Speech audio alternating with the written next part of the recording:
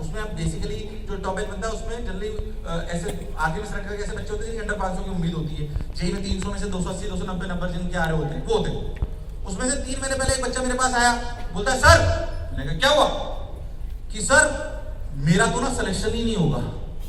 मैंने कहा तेरे हम रैंक के लिए लड़ाई लड़ रहे हैं, सिलेक्शन की लड़ाई नहीं लड़ रहे, तू कह रहा है मेरा सिलेक्शन नहीं होगा।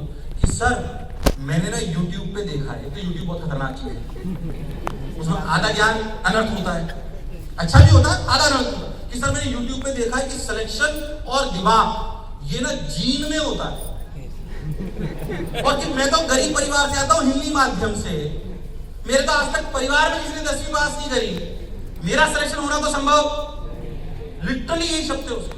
मैं मतलब मेरे पैरों तले जमीन नहीं सके। मैंने कहा इतना बढ़िया बच्चा, इसके अंडर 500 रैंक आने की उम्मीद है, अगर ये ऐसे सोच लेगा तो इसका सिलेक्शन।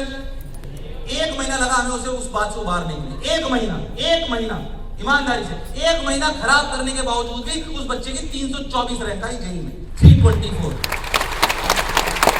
अगर सोचो वो बच्चा इस बात से ग्रसित रह जाता और ये मान बैठता कि क्योंकि मैं हिंदी माध्यम से आता हूं, मेरे परिवार में आज तक कोई सेलेक्ट नहीं हुआ, मैं ग्रामीण परिवेश से आता हूं, हमारे परिवार में किसी ने आज तक सिलेक्शन नहीं देखा, और वो ये मान लेता इस बात को, तो फिर वो सिलेक्ट। मैं कहता हूं मजा तो तब है, तुम्हारे परिवार में सारे आईटीएस, सारे आईएएस ऑफिसर, सारे डॉक्टर थे और तुम बन भी गए तो कौन सी नई बात करोगे। अरे मैं कह रहा हूं तुम्हारे गांव में कोई नहीं था, तुम पहला बनोगे तो उसका आनंद अलग होगा। यस और नो? अरे यस और नो?